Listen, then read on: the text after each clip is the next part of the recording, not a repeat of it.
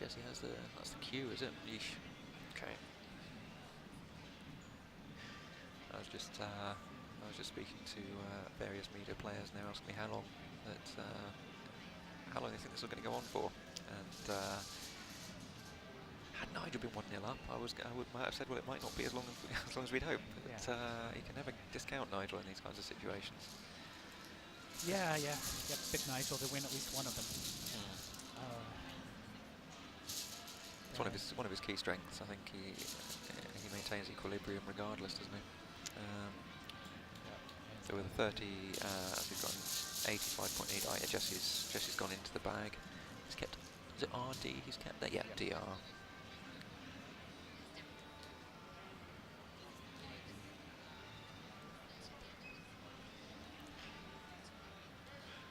Interesting. Nigel didn't have anything already set up.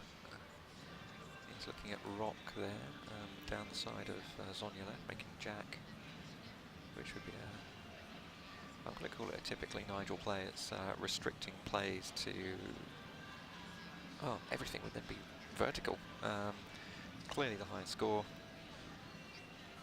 It's a really drecky keep, but this is one of those situations where you need to think about what's the winningest play, not what's the prettiest play that's going to keep me bonus tiles. Yeah, no matter what Nigel plays, he's not going to have a beautiful bonus leave. Yeah. He can't. KOGGU isn't a word. No. So. And also look at the floaters. When he plays rock, what's floating? O, Z, and the R. But then you have to start with the R.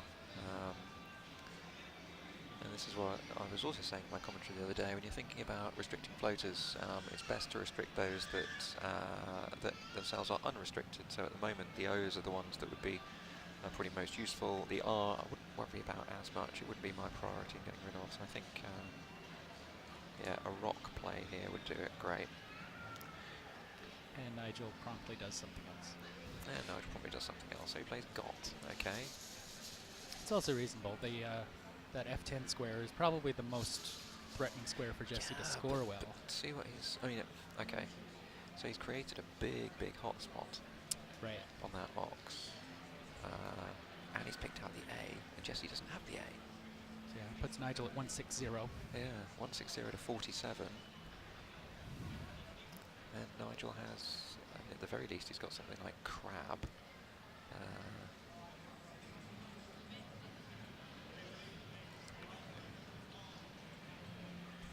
Jesse won't be counting his chickens, but might consider corn-fed.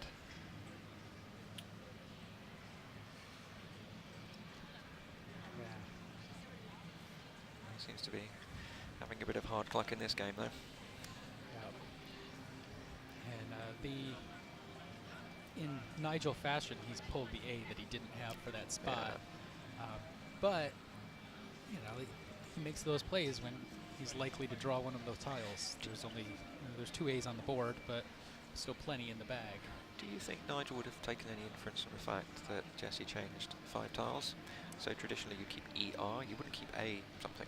Yeah, definitely. Yeah, 5 tile exchange, keeping an A. In which case there are 7 A's unseen. Nigel's playing, well, he didn't play off 3 tiles though, so he's still going to get a little bit lucky to draw one of them. Right. Jesse would have 5 shots and Nigel had 3 shots. Yeah. Jesse though, still playing consistently well. Corn-fed lined up on the rack. Corn-fed does serve to open up that right-hand side of the board. The left-hand side beginning to look quite restricted, and corn-fed won't help to develop the left-hand side, obviously, because it'll be hanging the C out there. I can imagine with Got, after Jesse pulls 5, if he pulled a Y or a W, keeping an E, you know, he has that F10 spot. Yeah. Nigel still has the K for the I9 square. Yeah. So, yeah, it's not as crazy as it originally seemed. Yeah. It's got advantages. So Jesse plays corn-fed, 24 taking him to 71. Nigel's sitting there with a crab burger. Burger. Crab. There we go. Crab goes down. Nigel and his Krabby Patties. Strong play. Obviously, crab. Well, now it creates no openings at all. Grab would have left the A and the U hooks on the front to the G. but Crab seals the board. Does give a scoring opportunity, though, for Jesse to come across onto. Puts Nigel up 209 Yeah. to Jesse's 71, so he's starting to fall significantly behind. He's 2 bonuses behind. Yeah, pretty much. 2 bonuses behind on a board that is rapidly focusing in the bottom right-hand corner.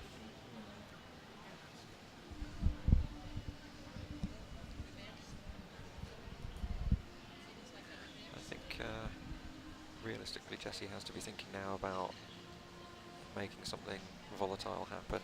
I quite like the look of Morn, M-A-W-N, across the top of Cornfed. When you're 138 down, I mean, my experience against Nigel, when you're behind, the best thing to do is open up and give him a 9-timer.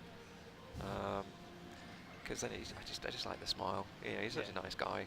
Yeah, if the game's over early, then you can stop thinking. And you can hear the little giggle that comes out of his beard. It's nice.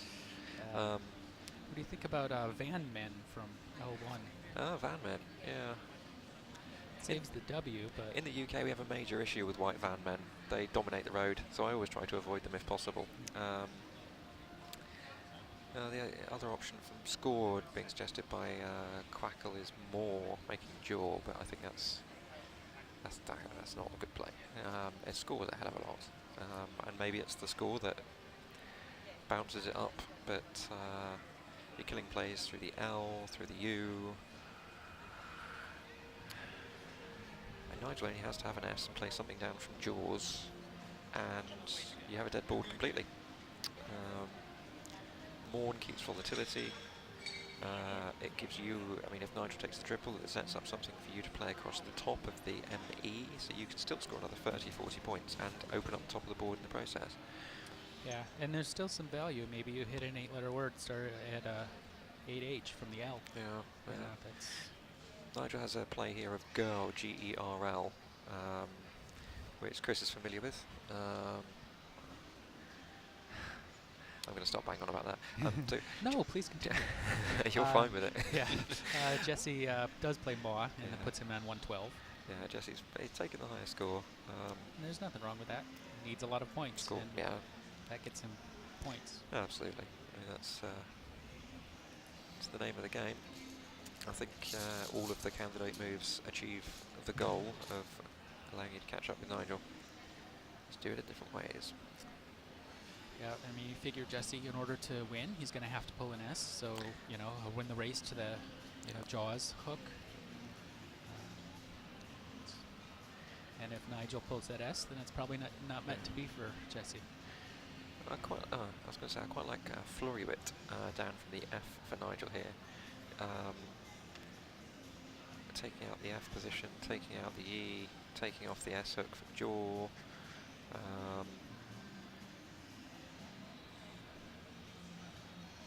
Does set up the Q, which is a minor worry.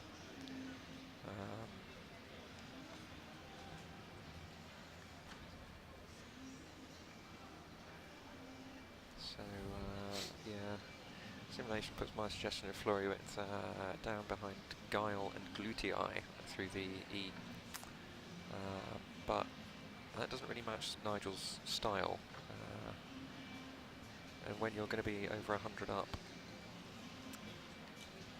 Yeah, all of them are better than 90% win chance by a Quackle, so. Yeah. But ladies and gentlemen, Flurrywit is top. Yeah, Flurrywit is the kind of play that makes sense here. Yeah. Burn 6 tiles, exhaust space. It's a Nigel. I think it's a Nigel play. It's creating, it's moulding the board into that box. And then if you look at it, what's Jesse really going to do to break out? I mean, his scoring plays are going to be parallel down the side of Flurrywit, which all that serves to do is frustrate the D, frustrate the O, frustrate the R. The worst case scenario for Nigel is that Jesse has QI, which, given that there are, 7 eyes unseen, is possible. And Nigel, as he often does something unexpected. Puts him at 224. Outbox. Outbox for 15. You know what? I saw outbox, and I was going to say I bet he won't play outbox, but this feels like a more aggressive play than you would usually put Nigel on. I wonder why he did that. It seems really hard to make an inference about Jesse's rack after Maw. It scored so much he could have almost anything. Yeah. So it's not like you can assume he doesn't have a big tile that would go down from B10. Yeah. Do you think he's influenced by how many E's are unseen, and keeping GIRL combined with an E is a very, very strong keep with all the floaters? Yeah, it could be, trying to deliver the knockout blow. Yeah, literally. Outboxing him. Yeah, quite right. It's ironic that in trying to outbox him, he's not created a box. He's thrown it open.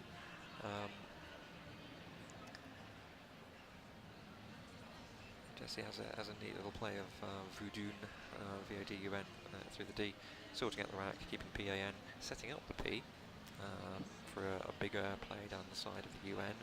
Also, of course, setting up plays down the left of the N as well as to the right.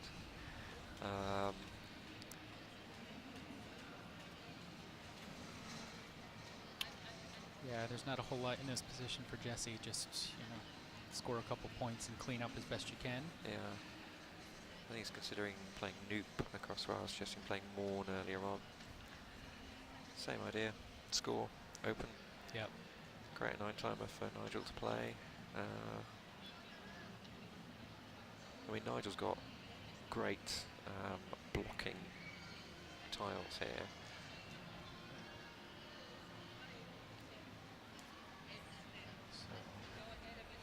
Noop goes down, putting Jesse on 137. Yeah, Nigel 224, Jesse 137.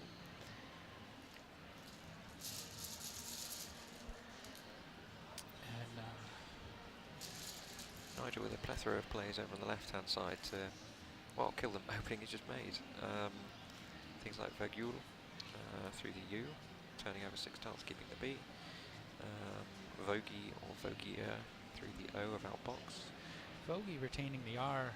Well, it's not a bonus lane, but it's an interesting thing. BRL. You leave O column open and you set up a BR or something play next turn. So no matter what, you're pretty much guaranteed 30-something on the next go. Either you play through the P, or if the P gets taken, then you play, BR, Berg, or Brig, or whatever. One R unseen, 0 unlikely, and still all those A's unseen. He picks an an AE to go with BRL. Again, you've got a very, very strong rack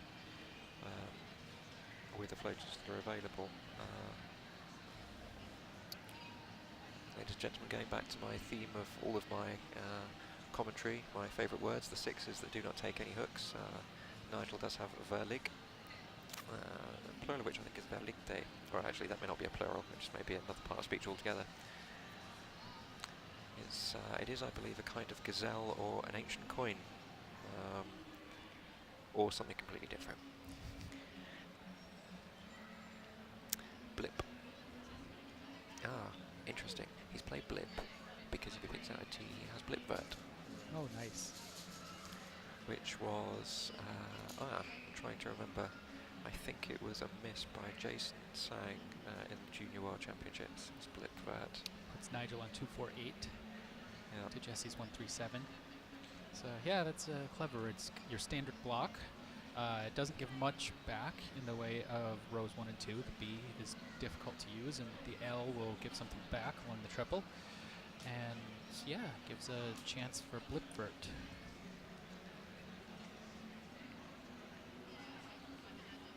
Bear with me, ladies and gentlemen, I'll be back with you in a couple of minutes. I'll just leave you in the capable hands of Christopher Leip. And Jesse, Vogie would have blocked Jesse's Q spot, but mercifully it remains. Quad goes down and putting Jesse on 165.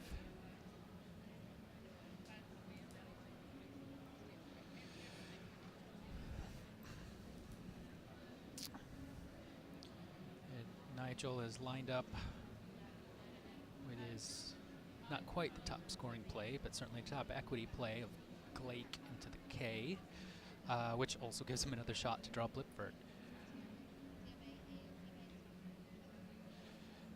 So that's when you have a play like that that you need to pull the tile for. There's always the temptation to fish for it, and a lot of times you have to just let it go. You know, reminded of American Beauty, where you just have to let the beauty flow through you. And for a play like that, you just have to let the situation flow by. And if you give up too much to continue fishing for it, or shooting for something, drawing one of the 3 tees unseen, it can be you end up giving up too much to make a fun play. In this case, though, Nigel has a play that's actually really good and has the advantage of allowing him that fish again. But maybe it's not the best play, and he's lining up something different.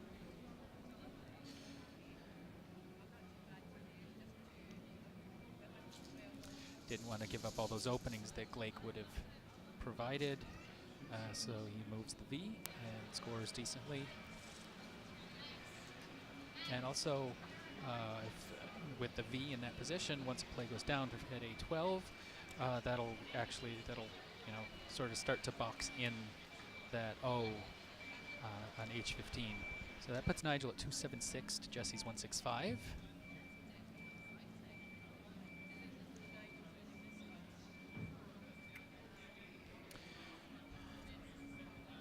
And Jesse has reasonable tiles for having a VU rack, but there's nowhere to play the VU. Hello, I'm back. Yeah. I think Viva, though, I mean, yeah, if you're going to keep anything UN as okay as it's going to get with this rack. Yeah, Viva is. It's interesting, isn't it, though, because in this situation, Nigel has opened up outbox, and yet Jesse, 100 behind, has had to play quad, which closes it. Yeah. Bizarre situation. Yeah. Yeah, in the last turn, Nigel had the possibility of a Glake into the K, keeping VER to try and, score 30-something and have another shot at Blipvert, but he passed up creating those lanes. Which, I mean, it's an interesting decision, isn't it? Bearing in mind that outbox opened, and he's now not playing things in order to not open. Weird. Yeah.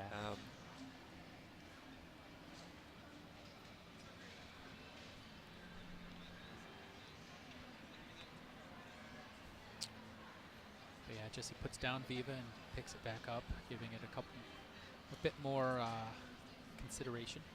Yeah, I mean, from his point of view, this board is collapsing now. I mean, Nigel plays something across from the R.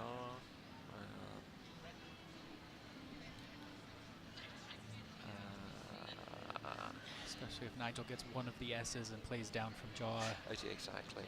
I'm just going to look to see what he's going to have. Nothing immediately springs to mind. I mean, Nigel could just play Glam across the top of Noop. RST. Excellent keep. Interesting, good play. I think that's the kind of play that Jesse needs to be making to make a big opening. Well, I say big. It's an opening with 4 S's or 3 S's unseen. Nigel already had Glam set up on his rack, which certainly helped me with having to pontificate about what I was going to play next. Look at how many E's are unseen from Nigel's point of view as well. Oh, Nigel's having a rush of blood. He didn't wait for 1.5 minutes, the requisite 1.5 minutes to come up with a move there. What does it mean? I don't know. What does it mean? Does this mean that Nigel has been replaced by some sort of creature? Scores now are 305 to Nigel and 185 to Jesse. So just to clarify, ladies and gentlemen, we'll keep re-clarifying the scores for you, because the nuclear reactor that was powering the smart part of this board has had to be removed, and is currently powering a small country in the South Pacific. So we're doing this manually, so bear with us as we keep saying the numbers.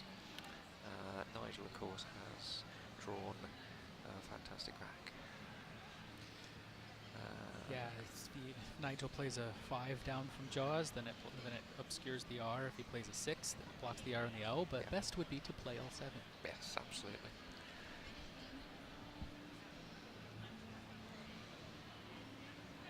Do you think maybe Nigel played outbox because he's bearing in mind the media afterwards? And, he's already created his own headline, Nigel outboxes the opponent. I would not put that past him.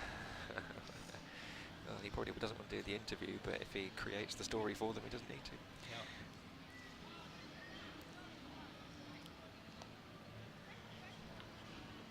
Yeah, it's much better than having to try to explain some obscure, Yeah, absolutely. 4 or 5 letter word from Afrikaans. Yeah, quite, quite right. It's difficult to pronounce. What are Jesse's candidate plays here? We need to think about this, because it's a really difficult situation. I mean, he's going to play unseen. I think that's just a case of I have to keep scoring. I've got to keep scoring and hope. And sure enough, it's Top of Crackle's suggestion. He scores 31. You can't just sacrifice points now in order to nurture this rack. Yeah, and there's plenty of S's unseen. Yeah, literally. Yeah, so but we know now Nigel's going to play stirred and game over, really. That puts Jesse at 216. Nigel on 305, and soon to be much more. Yeah.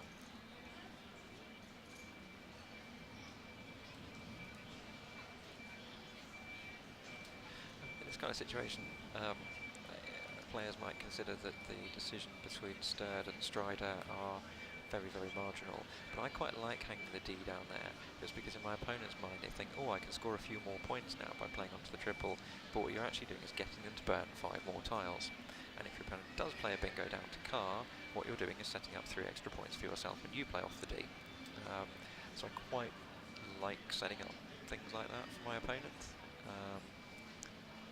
Just little tempters. Does Nigel have any other bonuses? I don't think so. No. He's doing his traditional look at it, admire it, be the rack. Deep breaths. Imagine the astral projection of himself making the play. Absolutely. You'll see now, ladies and gentlemen, the glare from Nigel's mouth has actually gone down, so we are able to see the board and the tiles. Players sitting on very stylish Scrabble cushions, courtesy of Mattel here.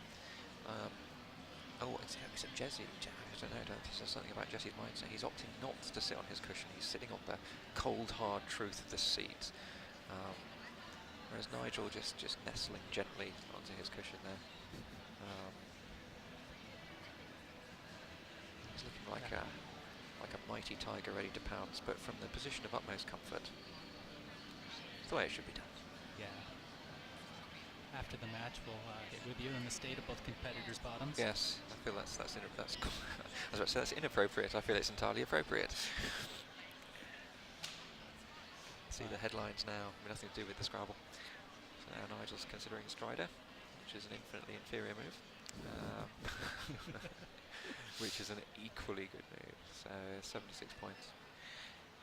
I mean, Nigel really, in winning this tournament, would be looking to cement his position as one of the top 2 Scrabble players ever to grace the world. Who would be the other in that top 2? I don't understand your question, Chris. I think that would be a waste of conversation.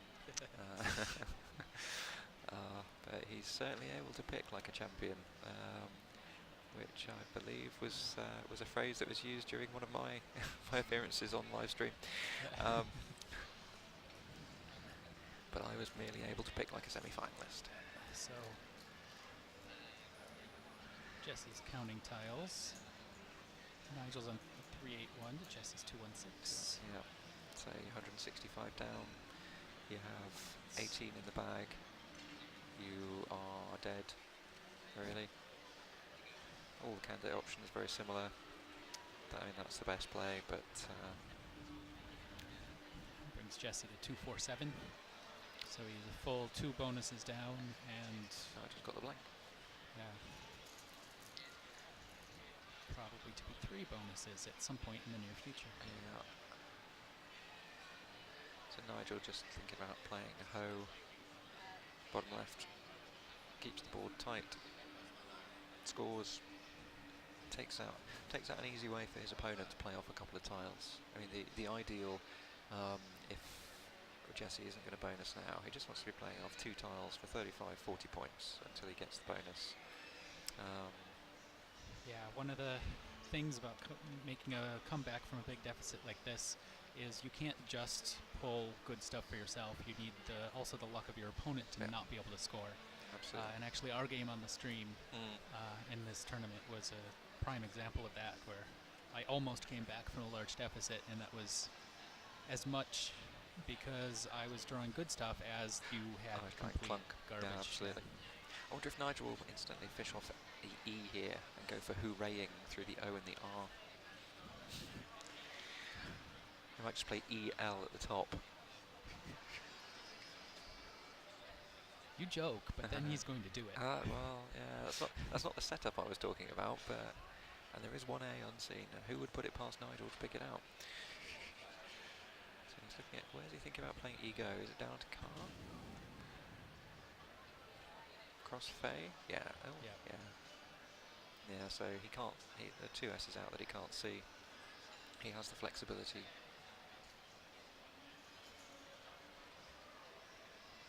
But people often wonder how Nigel racks up the kinds of spreads that he does, and often Nigel's spread at the end of a tournament can count for a full game, really, when you compare it against similar win opponents. I think that's how he does it. He's a very, very capable defensive player, and when he does make openings, they're selfish. They're very controlled and very effective openings. In that situation, a player that has the blank and is pretty much worry-free might well just play a hoe and right, game's over. But Nigel, even though the game is pretty much won, still screwing his opponent into the ground. Which is exactly why I think this is a wholly appropriate game for the family and for kids, because we should be teaching kids to screw their opponents into the ground. Yeah, there's no mercy in Scrabble, there's no crying in Scrabble. Absolutely not. It is just the cold reality of your own failures. Totally right, yeah. A lot of players would just automatically play HO in that position with Nigel's rack. And yeah, it's a testament that he takes the time to think and, you know, plays against his opponent as much as he plays his own rack. Absolutely.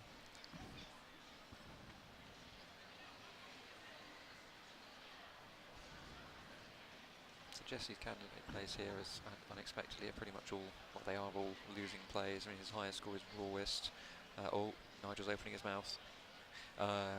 He can sense the soul seeping out. Yeah. I think rawest 39. It creates openings. It scores 39.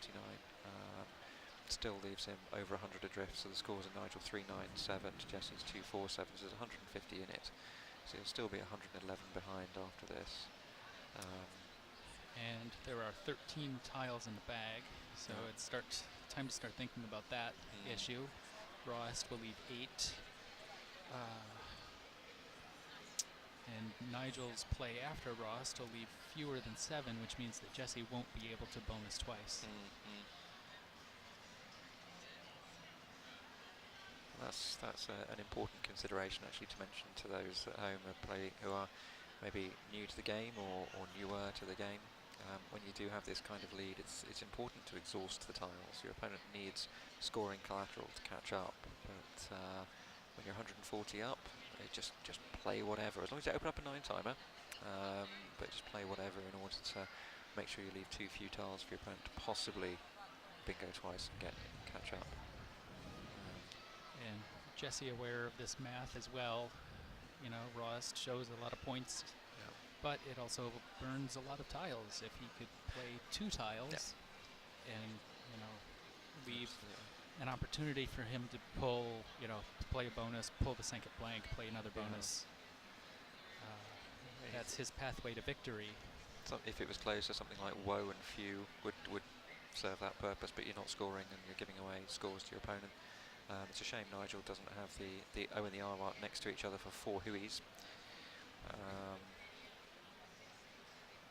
But he doesn't need it. For hui being a verb, I believe.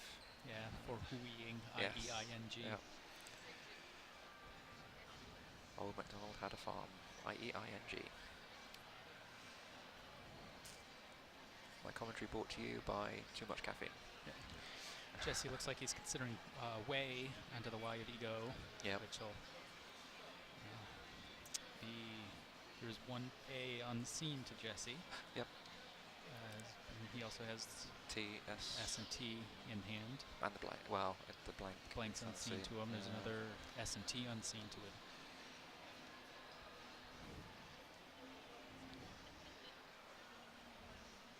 Four E's and four I's in the pool from Jesse's viewpoint.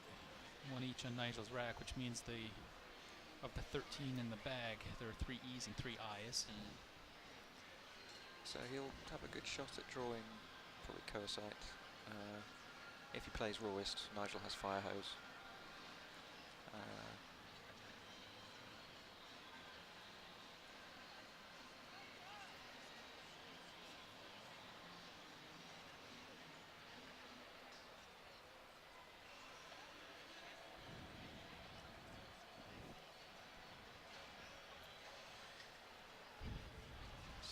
Jesse's probably cursing the fact he's been really unlucky not to have a floating hit for white coats right now.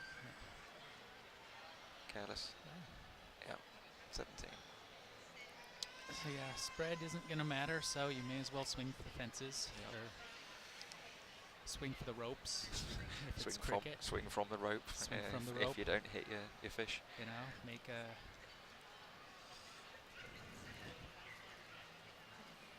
Does Nigel? I don't think he's got. I can't see any bonuses. But there we go. So Jesse's got a nice selection that spells out section. Jesse on 264, Nigel's 397. So 133 in it. 11 tiles unseen. Nigel, I mean, if he plays 5 tiles now, will guarantee a win.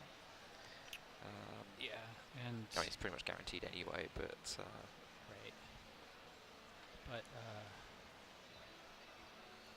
you know, Quackle's static evaluation still wants him to play Ho or something like that for the score and the leave, but that's not this situation.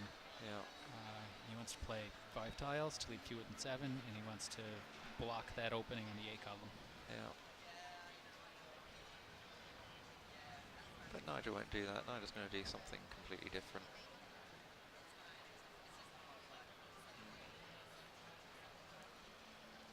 Is Nigel misspelling chiffon? Have we come out with a weakness? He's not very good at fine materials. Ladies and gentlemen, you've seen it here first. Never ask Nigel to go dress shopping with you. Yeah, he's just looking at throttling this board, isn't he? Yeah, even if he plays 4 and leaves 7, I mean blocking that spot with Jesse is... Plays 4, leaves 7. Jesse cannot bingo on the board as it is, so Jesse will have to play leaving fewer than 7. Yep. And actually that goes exactly along the lines of Nigel's ego play. It certainly shows that he's looking to wring the life out of this board, which again, is the outbox makes the outbox play even more interesting when he had an option of Floribit. Maybe he just didn't want to set up an easy QI play.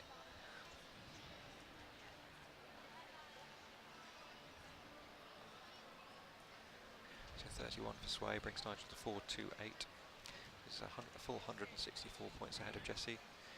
He's taken out Jesse's only bingo position. Jesse's gonna, well... What do you even do? Yeah, you almost certainly give Nigel some opportunities to play bingo.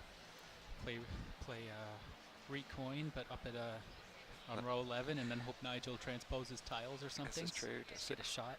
Hope Nigel doesn't see Phenolic as a 9-timer, among other things. I'd really like to see Nigel play pie hole now.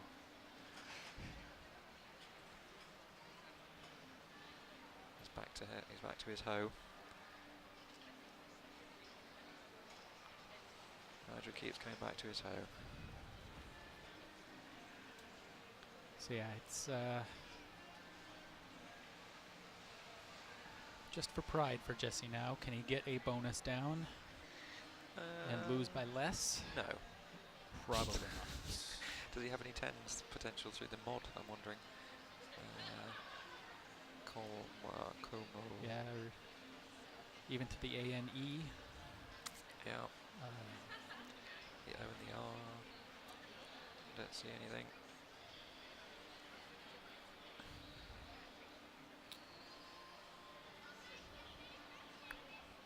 Yeah, Jesse. I think he's just going to play rock by the look of it. I mean, it's one of those moves that you don't care anymore. You are right. I think the only way, considering that Nigel is now 4-2-8 to 2-6-4 up, the only way that Jesse can possibly win is to open up a 9-timer. Nigel goes off for a quick bike ride, says pass on his way out, and then Jesse plays a 9-timer. Even then, it would have to be a 9-timer that has some decently scoring tiles in it. If he plays rock, Nigel will play phenolic. I don't see any better play than phenolic at the moment. Diagram of Pinochle.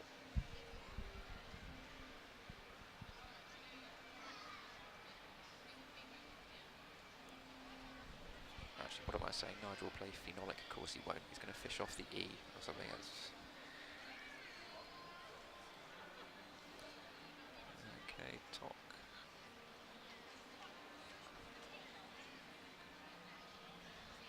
One time I was, discussing words and anagrams with somebody, and they pronounced pinochle Pinochely. Pinochely. Which is a beautiful pronunciation of a rough German word. Pinochely. Pinochle. So Jesse down to, I think, 58 seconds on his rack. Nigel is going to line up phenolic in order and look at it for a minute. There we go, P-H-E, and there we go. Let's just have a little look at that, Nigel. Phenolic. We are taking the mandatory rest period before absolutely. Nigel's play. Good minute and a half. Just check it out. Just see, are there any 27 timers open? No. Did I enjoy my breakfast? Well, I had it with Brett. He had a lot of beans. What do? I could play row. Oh, I've got row palic. Oh no, I've got row palic. That's not a word. Well. Nigel doodling little stick figures of him and Jesse. Yeah. Lasers shooting out of his eyes. They're very small doodles. Can't really see the detail on this shot. This is true, but I do notice that he's writing in the blood of his vanquished opponents. It appears. Definitely a red pen from here. But yeah, phenolic. Is he writing a poem about phenolic? Trying to decide what to say about the word to the media.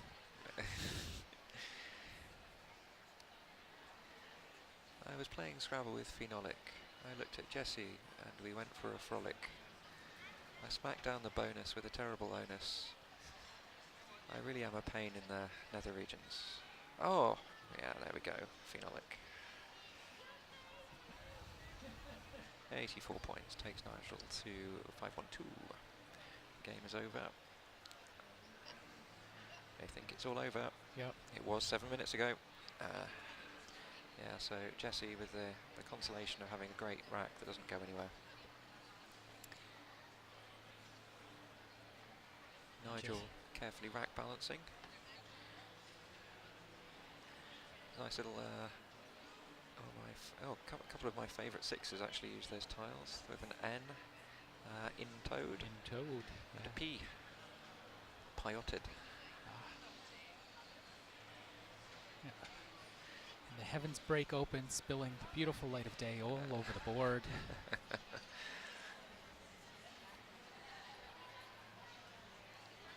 Somewhere a choir of angels sings on the muzak. Jesse's played Anus. Sorry, Annie's. And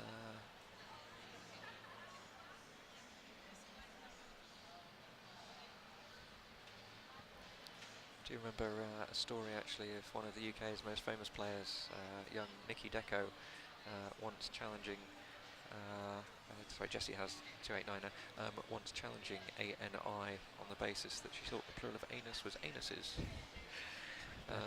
That is correct. So Nigel's best play now is opted through the P. Yep. 24 points. Jessie has all of his tiles upside down because he's got to go out quickly, of course, because he's only got a few seconds left on his clock. Yep. So Jessie goes out with Heat, which is his highest scoring play. So the final score in the second game of the Mattel 2018 World Scrabble Championship is Nigel Richards, the GOAT, 536, to Jessie, the WTF, 307. So, well, a real balancing game there. Two one-sided games either way. So game on. This is not going to be a wash from either side. Great play from both.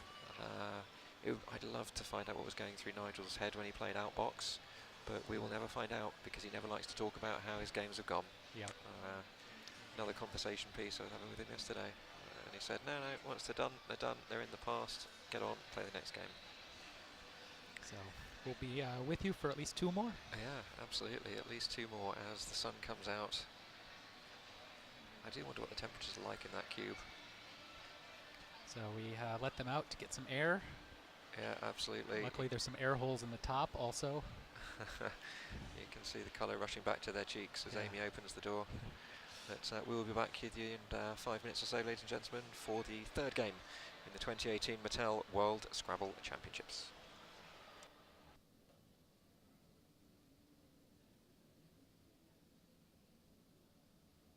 Ladies and gentlemen, come back. Stop making tea. It's another lunch break, so we will actually be away now for an hour. We'll be back with you at 2 o'clock. That's 2 o'clock Greenwich Mean Time. The time now being 1 o'clock, which means that in 1 hour, 6 minutes we'll be back. We'll see you all then.